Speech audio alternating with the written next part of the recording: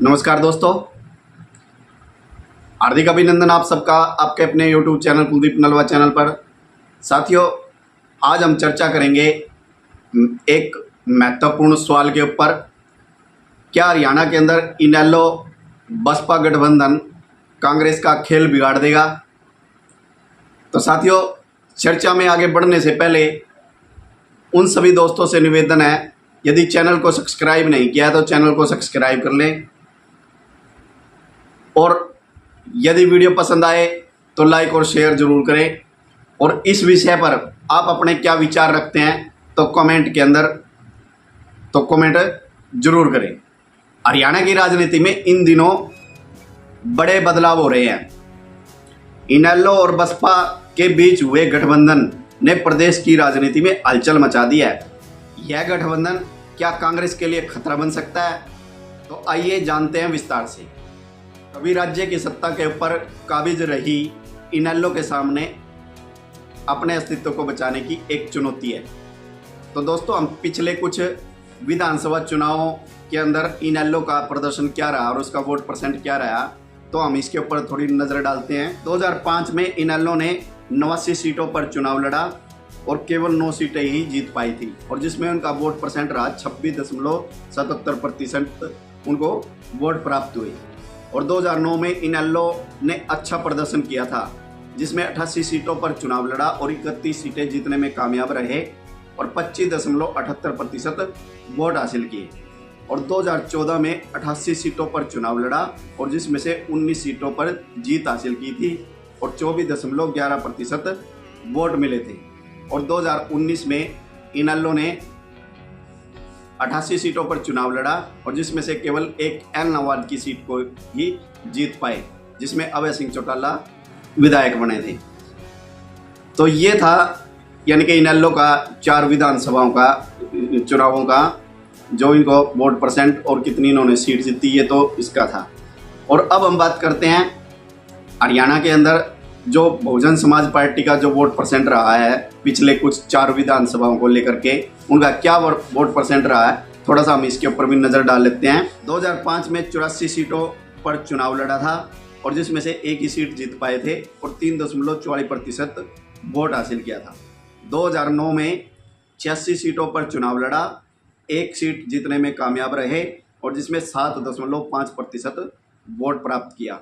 और 2014 में 87 सीटों पर चुनाव लड़ा, सिर्फ एक ही सीट जीतने में कामयाब रहे और जिसमें 4.52% वोट हासिल किए।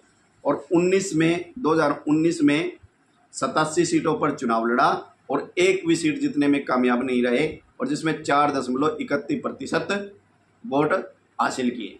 यानी कि कुल मिलाकर के यदि इन आंकड़ों को यदि हम देखते हैं तो बहुजन समाज पार्टी का हरियाणा के अंदर 4 से 5% वोट हासिल हुआ है विधानसभा चुनावों में। और साथियों, आपको बता दें कि हरियाणा के अंदर जो बहुजन समाज पार्टी ने जो भी गठबंधन किया, जिस भी राजनीतिक पार्टी के साथ, दल के साथ गठबंधन किया है, वो गठबंधन ज़्यादा दिन नहीं चल पाया। या तो वो गठबंधन चुनाव से पहले टूट गया या फिर वो चुनाव के बाद टूट गया। और दोस्तों, जो 2024 के अंदर जो इनेलो और बसपा का गठबंधन हुआ है, तो अब ये गठबंधन कितने समय तक चल पाएगा ये तो आने वाला समय ही बताएगा।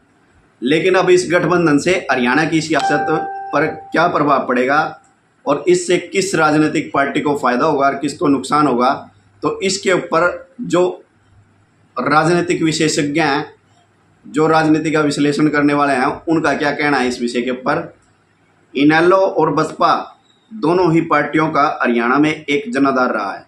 इनेलो का प्रभाव विशेषकर जाट समुदाय में देखा जाता है और जबकि बसपा का दलित समुदाय पर अच्छा प्रभाव है। जब ये दोनों पार्टी एक साथ आती हैं तो इसका असर हरियाणा के चुनावी समीकरणों पर पड़ना स्वाभाविक है। इनेलो और बसपा का संयुक्त वोट बैंक कांग्रेस के परंपरागत वोट बैंक में सेंध लगा सकता है। यह गठबंधन दलित और जाट समुदाय के वोटों को प्रभावित कर सकता है। इनेलो और बसपा गठबंधन से हरियाणा में जातीय और सामाजिक मुद्दों का ध्रुवीकरण हो सकता है। तो 2024 का लोकसभा चुनाव था। इस चुनाव के अंदर कांग्रेस को जाट और दलित समुदाय का 90% वोट हासिल हुआ था और जिसके कारण कांग्रेस हरियाणा में 5 सीटें, लोकसभा की 5 सीटें जीतने में कामयाब रही।